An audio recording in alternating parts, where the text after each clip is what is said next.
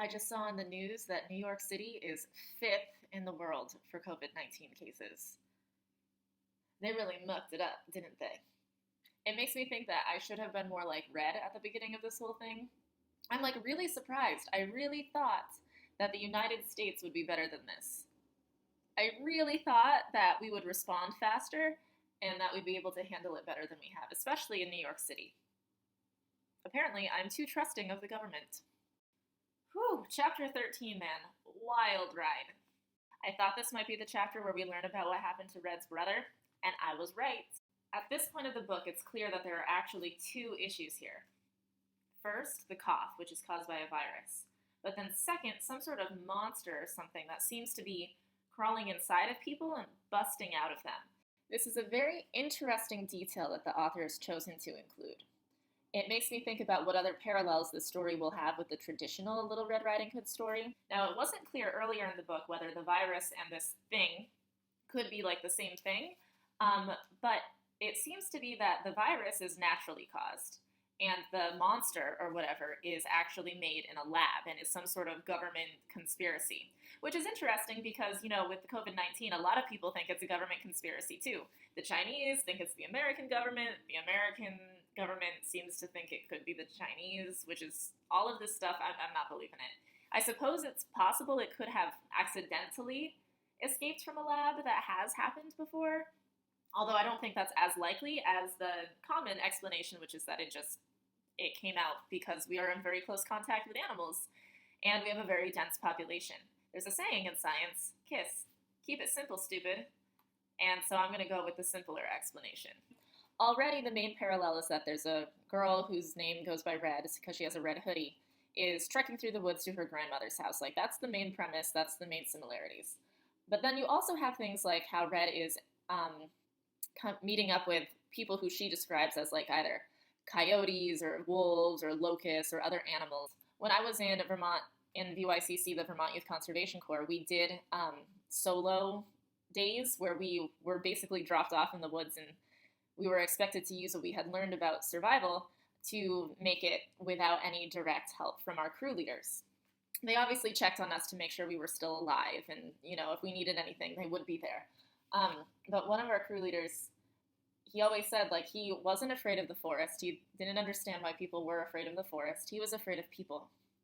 And it's very clear in this book that that's what Red is afraid of too. That's something that I've always thought about from the original Little Red Riding Hood story, is that it's actually, it's a fairy tale, but the moral of the story really is, don't go walking through the woods by yourself and don't trust people, because we all know, coyotes and wolves or whatever else Little Red Riding Hood approaches, they don't actually talk to you, right? It's actually people that you need to be afraid of. In the original story, Little Red Riding Hood, when she gets to her grandmother's house, thinks that she's seen her grandmother, but it's actually the wolf who's eaten the grandmother and has dressed up in the grandmother's clothing. And so it only comes out when it's too late that this is not actually Little Red Riding Hood's grandmother, and Little Red Riding Hood gets eaten. In the original Little Red Riding Hood, there's an axeman, some sort of guy who, I don't know, he's a logger or something. He's got an axe that at the end of the story comes in to save Little Red Riding Hood from her grandmother, who's actually the wolf. He saves Little Red Riding Hood by cutting her out of the wolf's stomach, which is pretty gruesome, I know. So I'm curious, when she gets to grandmother's house, if grandmother might appear to be healthy and that grandmother might not have the cough. But I'm wondering if grandmother might actually be infected with this monster, and the monster is going to bust out of grandmother. But in this story, Red is the one with the axe. Since grandmother's dead at this point, just like in the original story, the grandmother dies too.